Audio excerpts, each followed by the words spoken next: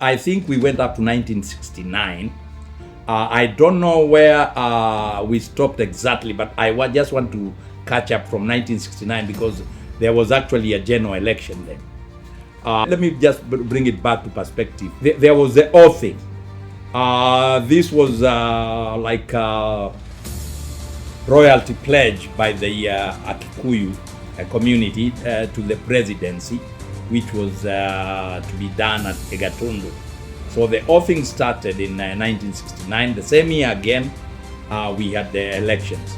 If you want a good description of the oathing, you can listen to Nani explained it a little bit I think Martha Karua during her interview at the CTA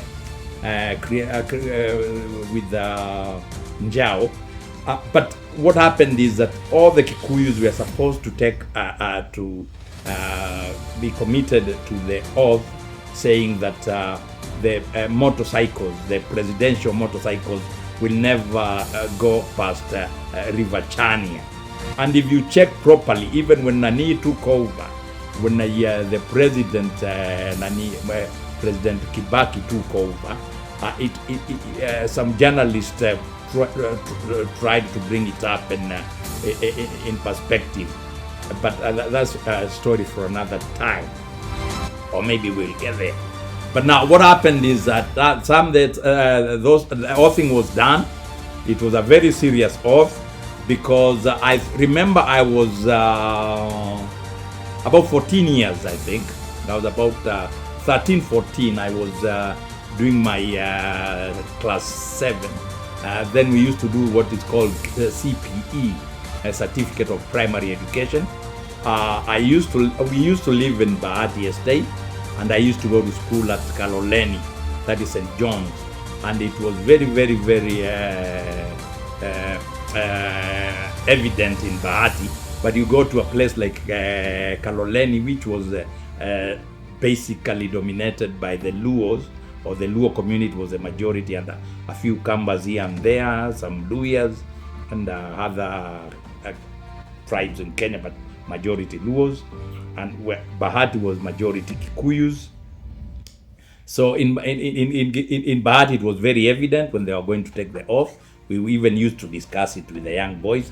But you go to a place like Kaloleni, where I used to go to school and talk about it, people were not even understanding what I'm talking about. Anyway, oathing was done. We were young, so some of us did not know the details, but the details came out later. But the idea was it was like a pledge of royalty, or commitment to the Kikuyu, to the presidents, that the motorcade, the presidential motorcade, will never pass River Chania.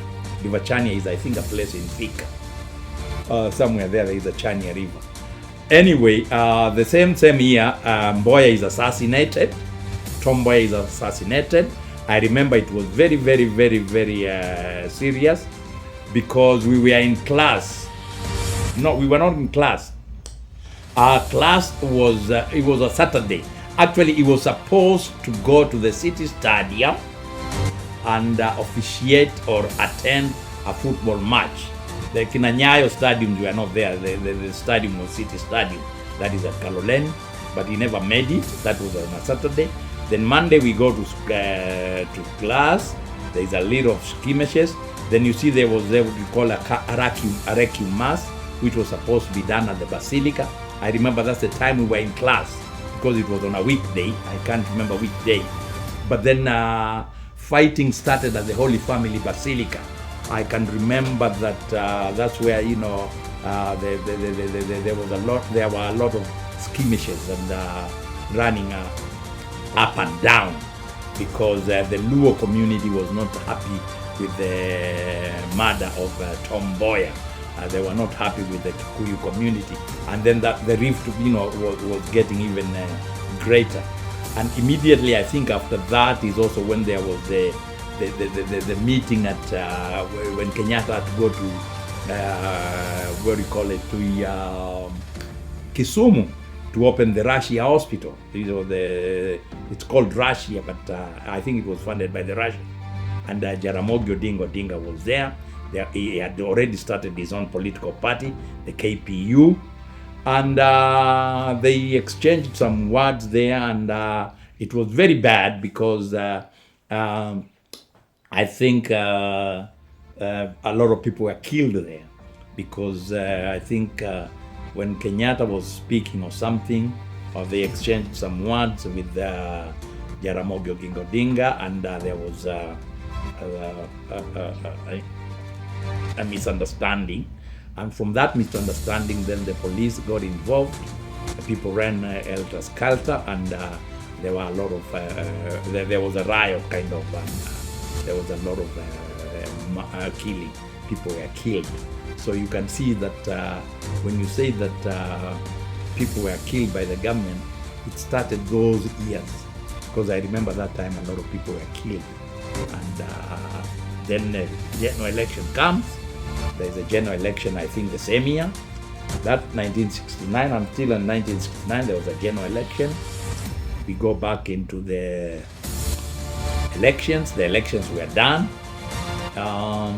It was not very easy, because I remember that time where I used to live. I was not a voting age, but I could understand what was going on. There was a very, very strong lady, Jael Mbogo. It used to be called the Bahati constituency. Actually, it used to cover from Kaloleni, Bahati, and part of the Jerusalem, I think, and all that. And the up Donham, I think, because originally it used to be Donham Estate. Donham MNNE constituency with then there was a member of parliament, Kibaki. So this lady kind of trounced Kibaki. Actually, that's when we started seeing rigging in elections, because according to our parents or people who were grown-ups, they said Kibaki lost to that lady, but the results were tilted to the favor of the lady. I don't think she went for any. I don't think whether Jael Mbogo went for for a petition. But that was the story, because what happened is even the following year, the following election, which is 1974, Kibaki now switched and went back to what you call Nyeri or Vaya. He did not vie again in Nairobi, and then they came a Mr. Muriuki. Muriuki won the seat anyway. He was also a Nyeri guy, but Kibaki's fear was that he did not want to be embarrassed by a lady again. Jael did not do very well. I think she did not keep her tabs proper.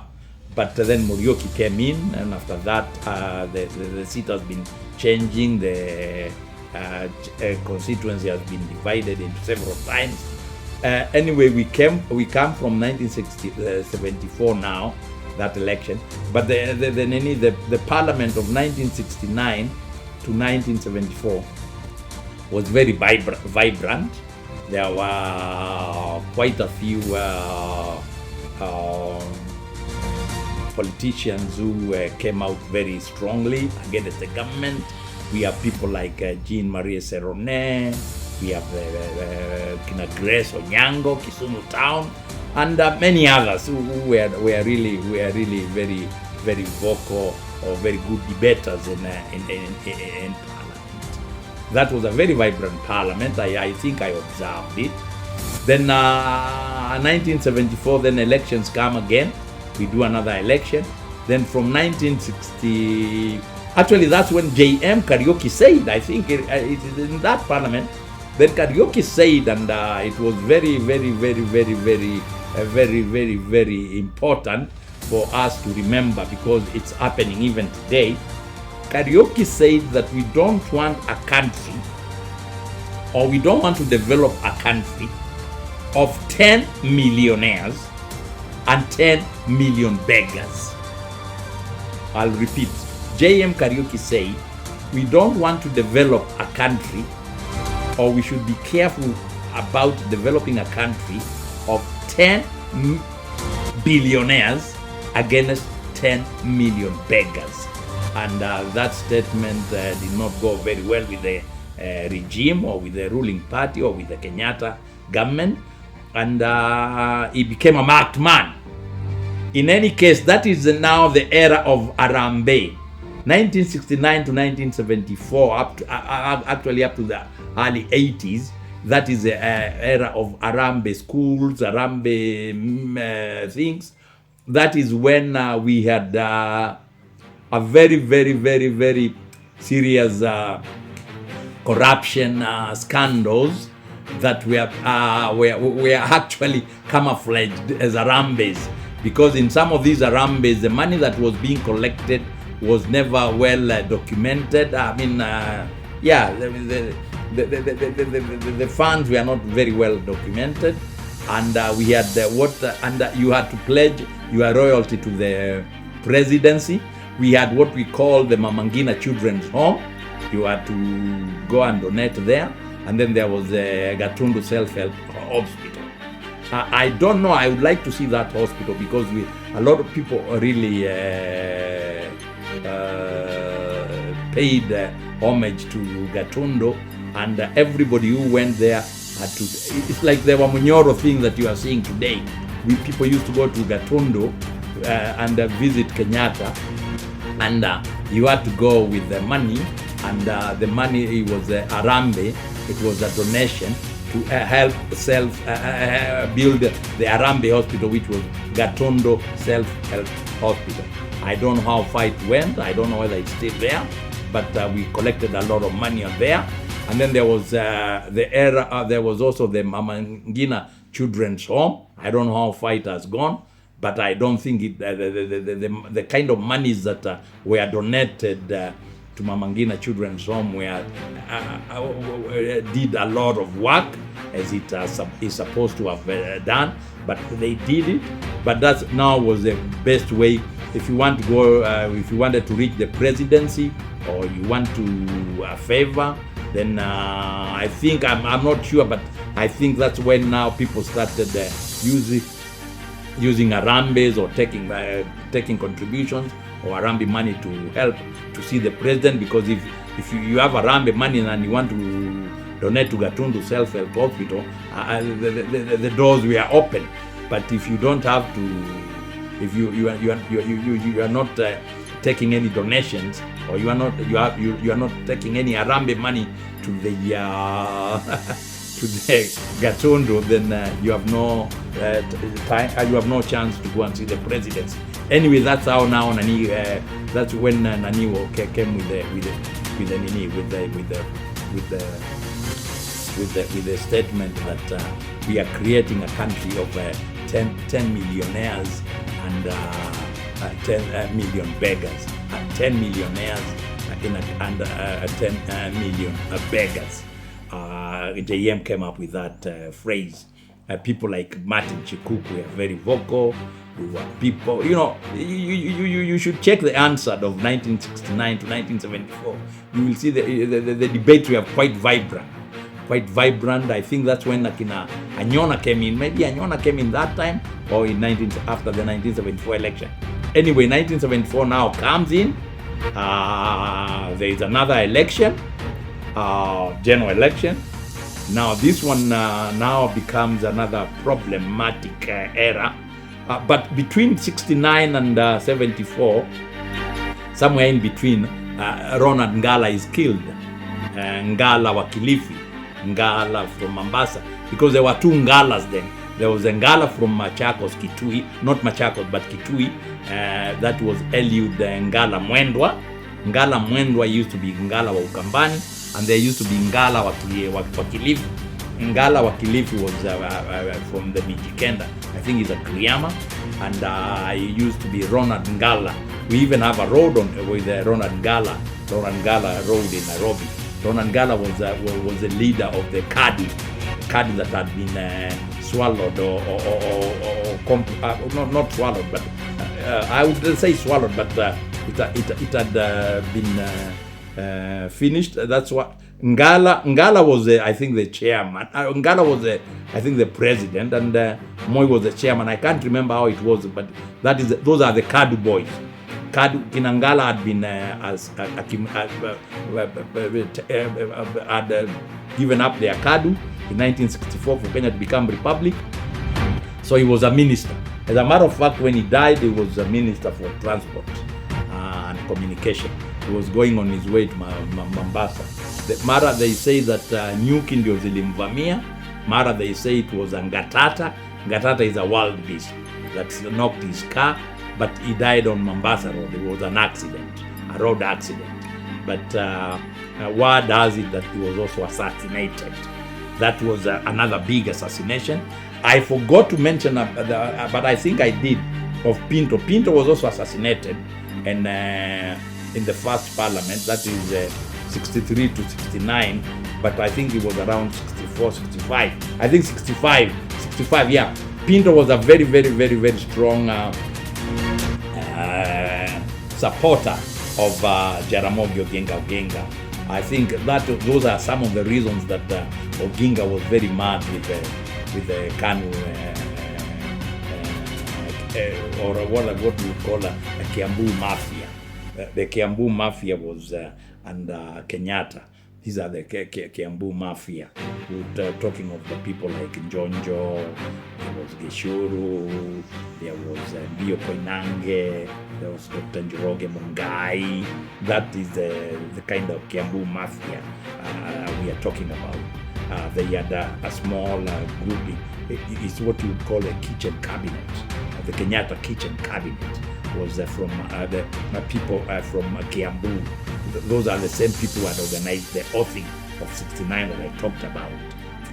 This is a group that didn't want the presidency to move from Kiambu. Anyway, going back to 1974, now that we have attained independence, I mean we have now done another general election. Then there's some people lost out, some people came in. But as usual, and in every general election in Kenya, majority of the MPs don't come back, but some come back. Then it became a little bit strict. There was a lot of changes. There were a lot of changes in politics. But then there is where I want to come in and tell you that the JM Kariuki murder of 1975 happened after the election. I think it was March 2nd, 1975. Kariuki was not spared. He was murdered, and it was very interesting because Daniel Toroitich Arap Moi said in Parliament that Kariuki is in Zambia just for his body to be found in Ngong forest. And it was found by a Maasai actually, and the body was found there. The story of Kariuki has been narrated very well in some literature in Kenya. You can get it from the YouTube if you want to check. Kariuki was actually tortured by the special branch. He was arrested at the Norfolk. As a matter of fact, his friend Ben Giddy is the one who went to pick him there. Anyway, it's a story that I will talk about it another day. But then Kariuki is also killed in 1975. Now the story is starting to change. Kenyatta is not very, very strong now. His physique is okay. As a matter of fact, Kenyatta now started going to, he had already started, but now it became more frequent. He used to be going to holidays in Mombasa, ziara za Mombasa, ambazo zilikuwa ni za kwenda kupumzika na kufanya kazi Mombasa. So he started going to Mombasa every now and then, mara Mombasa, mara Rift Valley, that is Nakuru, Mombasa. Kenyatta never used to stay in Nairobi much. He was always somewhere out. But and then Nani is a very, very good vice president. Nani, what is it? Daniel Arap Moi. It's Moi who always used to go. As a matter of fact, in every I remember that time, we were in high school and in the early 70s, and also after that, the Moi's famous headlines were Moi Aonya. He always used to warn. He was always warning something. He was always giving warnings. He was actually very on the news. He was always on the news, but warning people, warning politicians, warning communities and things like that. Moi Aonya. And then he used to go to all these foreign trips. You see now the presidents here like to travel. Kenyatta never used to travel on air. He never used to go. Kenyatta was cool. He just used kwenda ziara rasmi zenye shughuli nyingi za Mombasa. Alikuwa anaenda ziara rasmi. Ziara zake zilikuwa rasmi za Mombasa na zilikuwa na kazi mingi. Alikuwa anakwenda ziara rasmi. And then there were the powerful nanis. I want to remind you, there were these powerful provincial commissioners. There was the Madenge and the Mahipu. Those were very powerful provincial commissioners. Those were actually Kenyatta's men. That's why he used to either be Nakuru, and the one was in charge of Nakuru, which was Rift Valley, the provincial commissioner, and the other provincial commissioner who was also very powerful was Mahehu. I think that's the one who was in Mombasa. I don't know whether they ever changed, but I remember those two were his favorite provincial commissioners, and they became very powerful. They were like law. If they say something, it had to be done, because then you feared Kenyatta. And then there was this man called Mboya Koinange. Mboya Koinange was a minister of state. He was minister of state. He was also very powerful minister of state. And Mboya Koinange, we used to call him Kissinger.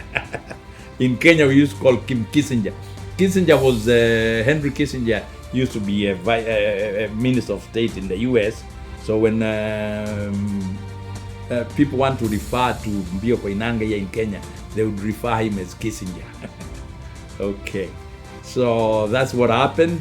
And then there is now I'm talking about the era of 74 to 79. That is when they also came the Mungiki, not Mungiki. There was Ngoroko. There was the Ngoroko. Now there was now the Kiambu Mafia, with the help of people like Paul Ngei from Ukambani, they came up with a scheme to make sure that Moi doesn't take over from Kenyatta. Like I'm telling you, from 1975, after Nani's death, after Nani's JM's death, Kenyatta was not very vocal again. I think it really also affected him, because there was a big commissioner, a big name, what do you call it, select committee of 15 people. Kina Elijah Mwangale, kina Charles Rubia, and all that. There are 15 members of parliament. There was a select committee to investigate the murder of JM Kariuki, and they came up with a very serious verdict, which had mentioned Kenyatta, the government, as a culprit, and some of these names were removed from the report. And when the chairman of the committee, Elijah Mwangale, came to the parliament to table the report, he said that he used a very strong, I think, traditional saying, where he said the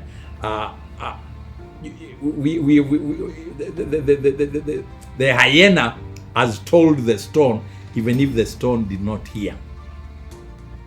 You understand? The hyena has told the stone, even if the stone did not listen, but it has been told. Because there is something they had told, now Kenyatta is the stone, and the hyenas are the committee. So the committee had told the stone, even if the stone did not implement, because they told Kenyatta the whole thing, but then he said some of the names should be deleted. So if you look at that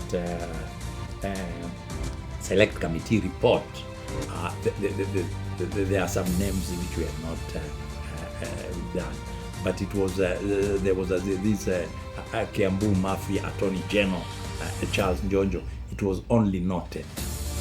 Parliament did not do anything. There was no implementation of the committee, but it was accepted, but just noted. It was just noted, I think. So that was the murder. It was just noted. Yeah, it was not implemented. So that's another thing that we have to debunk. I've talked about a few murders up to now. Let's talk about Pinto. We'll talk Pinto.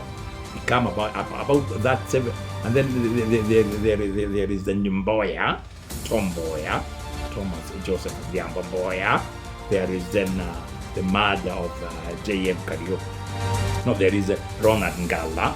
There is not Ronald Ngala wa Mombasa, Ngala wa Kilifi. And then there was the murder of J.M. Kariuki. Those murders have never been resolved. I think if you go into my video, you will see we are talking about the historical injustices. Those are the things that I think we are captured in the Truth, Justice and Reconciliation Commission. That is the TJRC report. If you go back, I think it goes back from those early injustices that were done to these people, and I think they were captured. But like I said again, the truth was not done. In any case, from 1969, if I may, that is when proper land grabbing was being done. Like you hear, I said there was a very powerful PC in Rift Valley. There was a very powerful PC in Coast Region, and that's where there is a lot of land grabbing. If you go back to the Ndongo Land Commission report, you will see a lot of these lands that were being grabbed in the Rift Valley and also in the coast. Other areas were being grabbed, but those were the most notorious at that time. Those two areas. But others were even allocated to military people. We are talking of people like the Ndolos, the Mulinges. They were all allocated land, the Kakenyans. They were all allocated land so that the army also is cool. So they don't do much they don't talk much about land. You see, the idea was, and I told you from the script that was given in the Lancaster, was give these people land so they will not fight with people with land, because the people with land is the British. The British had the land. So if you give these Africans land, while they are protecting theirs, they also protect ours. That is the British narrative. And it worked, because now the Kenyattas and all the other interested elites were given land. So since they have land, why would they fight for land? So land was never distributed as it were, the way it should have been. But that's a story for another day when we come to land. I was just giving you a little political history of the Kenya. But that's when land grabbing was very much. Then from there now we come to Kenyatta's demise. In 1978, Kenyatta dies. And as a matter of fact, I remember I was in the United States then. And a friend of mine, Godwin from Nigeria, comes to my room and knocks very early in the morning and tells me, he comes laughing very much, Kenyatta is dead. I say, what? He said, yeah, Kenyatta is dead. I said, what do you mean? He told me Kenyatta has died. He said, you people have got no balls. That man has been in power for 15 years. You know, in Nigeria, it was a coup after coup after coup after coup. So for them, somebody to rule for 15 years was a long time. So it was very, it was like laughing at me. It was just like saying that Kenyans, we have no balls, because we could not remove Kenyatta from power with all those coups happening in Western Africa. because a lot of Western African countries that had gained independence around the same time with Kenya had been, most of their leaders had been toppled. I'm talking Kina Kwame Nkrumah's, Kina Nnamdi Azikiwe's, all those people had been toppled. People like Kina Patrice Lumumba. I mean, all the leaders, prominent or powerful leaders of those early years had been toppled by then, by 1978. Most of them had been toppled. It's only Kenyatta who had been staying on. Anyway, I mentioned a little bit about the Ngorokos.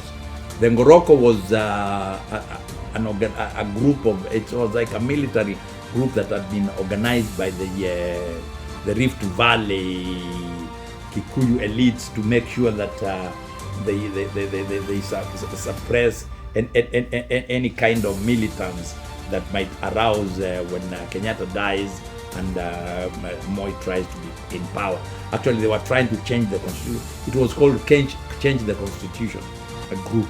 They changed the constitution, but it did not work because Kenyatta did not agree with them. Kenyatta did not agree with them, the Change Constitution group, so it was not a change because the constitution had said that the vice president should take over after 90 days, then there would be an election, and that's what they wanted to change. They didn't want it to be like that. They didn't want Moi to take over for 90 days because they knew within 90 days he can make himself president. But eventually it happened. It came to pass. Moi became the president because when Kenyatta died, then there was a lot of jostling here and there. But anyway, Njonjo was very powerful. Njonjo was the attorney general, the legal advisor for the government. He said the constitution has to take place, and they agreed. And then you see the Kiambu mafia with Njonjo as the legal mind then told them, don't you worry, this man is just a passing cloud. Let him just take, within a very short time, we will topple him, we will change it. But then it never happened. But I think you remember in 1982 now, Njonjo was tried to organize a coup. If you remember the Movember matter, Movember is a cousin to Njonjo. He had mentioned it. But now the coup of 1982, which had been suppressed, the 82 Ochuka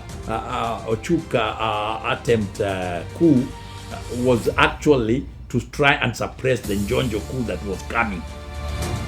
But that is a story for another day, and that's a little bit intrigued. You have to go to the to the state machinery to understand what was happening then. But there was that story that actually the Ochukas were trying to suppress the Njonjo coup. That would have came a little bit out, but it was never. You remember then there was no internet. We relied on the what do you call the media, which is the mainstream media, and that's a print media. Even television was only government. There was only VOK, Voice of Kenya, that is Kenya Broadcasting Corporation today. Voice of Kenya was the only news agency that would hear a story from the TV. The radio was government owned. So a lot of information was always suppressed in those years. So we didn't know much. But some of these things were coming out. You know, you could hear them from the vine there. But that happened. Moi becomes president. He's inaugurated.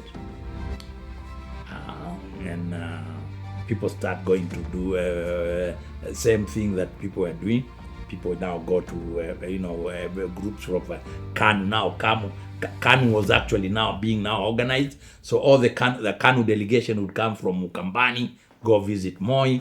KANU delegate would be organized from what do you call it? From Kajiado or Masai, they'll go visit him. KANU from Kisumu, South Nyanza, all that. And then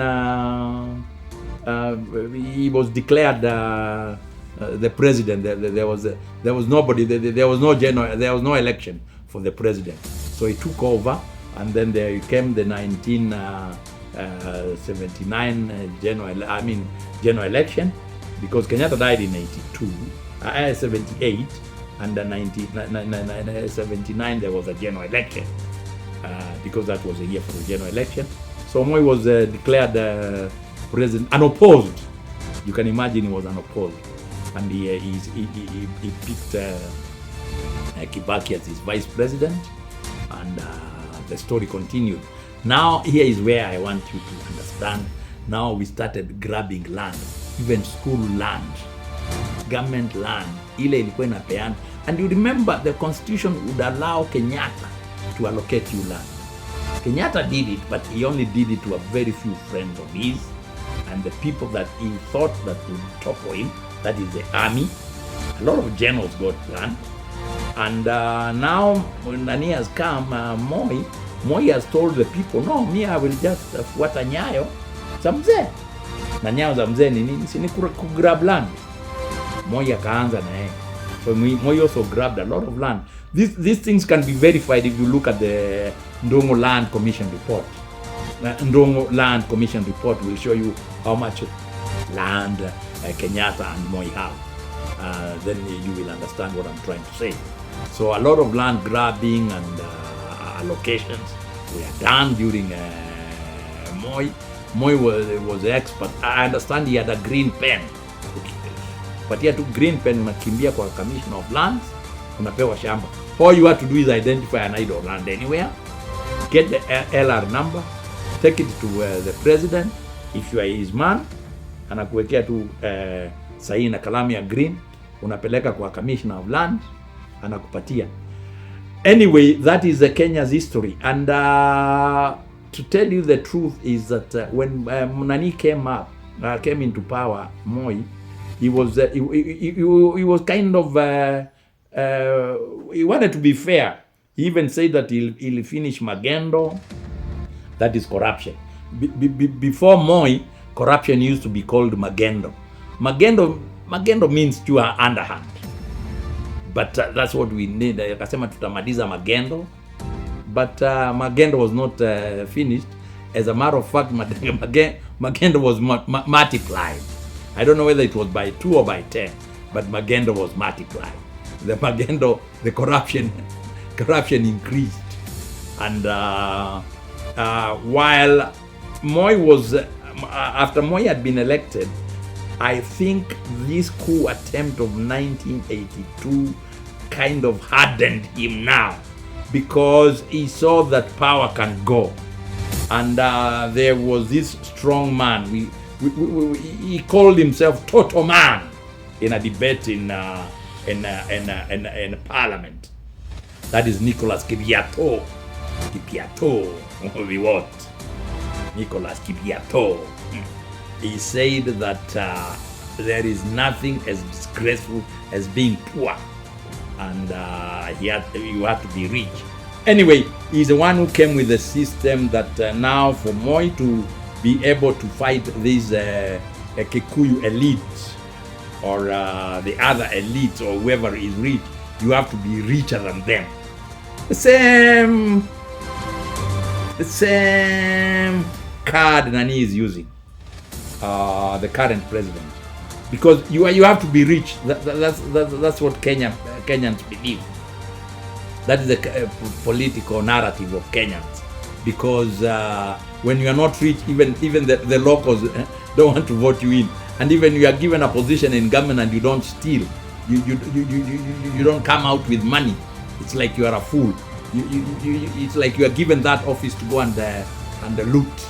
So looting is a thing in Kenya. So if you've been in power or in any position in a government and you never looted, then you are a fool. And the people who loot most are the ones who bribe people, and they get elected to go and protect their wealth at parliament. So you can say our parliament is made up of looters. If you have a different opinion, I would like to hear it. You can put it in the comment. but looters are the majority. There are few who are not, but majority of them are looters or people who want to hide their wealth. Those are the people who go there. You don't find people going to parliament or presentation to fight for our rights. They go there to protect their wealth. Majority go there to protect their wealth. So with Biwott now backing Moi completely, and then the Kalenjins now became very hardened, and they decided now, let's deal with these Kikuyu. So a lot of Kikuyu businesses started suffering. A lot of businesses that were not from Moi started suffering. And then the Kikuyus were not very stupid. They all, I think they met at night. I don't know where they met, but they made sure that every Kalenjin man has got a Kikuyu girlfriend or a side chick, so that the money can be distributed evenly. Okay, you can loot, but when you loot, then the Kikuyu woman loots for you. That's my thinking, but we had a lot of that. There were a lot of side chicks, so the Kikuyus were not making a lot of noise, but they were not happy. They were not happy, and Moi started working with a lot of the Wakambas, the Commissioner Kilonzo and many others, Mogu Mutesias, and he had his people, Kariuki Shotara, Kiki Amayo. He had his people. Moi had his people. He picked people from everywhere, and he went to China, and then he was given this mantra by the Chinese. He was told, for you to be able to go, to rule these people properly, everybody has got to be a member of the ruling party. That is when everybody actually, after 82, that's when he introduced the a single party. That's Kenya now became the Jwa. The Jwa, the de facto single party, because now they went to parliament. I think Nani came with a proposal, Mjonjo or somebody, and Kibaki seconded it, and it was done, and that was it. And Moi signed and became a bill. Section 2A of the Constitution that was to be removed in 1991 had been inserted. So I think we'll go on from there. Now we have talked enough. I think I'll continue from there. But I think you are now starting to get the picture of what has been happening in Kenya. But now we are still with Moi, hatujafikia Kibaki, but I'm saying that 1978 to 1982, we have touched 82.